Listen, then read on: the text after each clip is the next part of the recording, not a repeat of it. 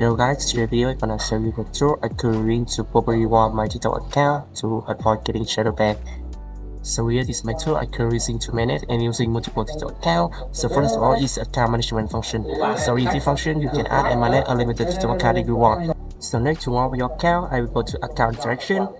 And in here you can select the account that you want. Then each account you can assign proceed. And to assign proceed you can go to proceed management.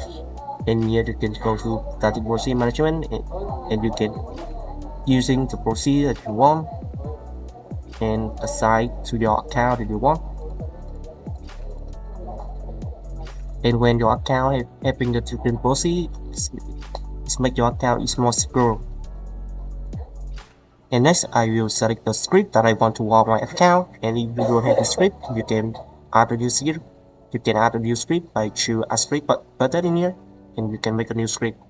And you can make a script about general interaction, and you will interact the new feeds, or you can interact with keyword and you will enter the keyword that you want here, or you can interact with UID for or live stream interaction, and you can choose many functions like scroll your feed, watch video, share video, or run the comment or run the file. And after having a script, I just need to choose the script that I want. And after everything set, I just need to press start and let it away warm my account.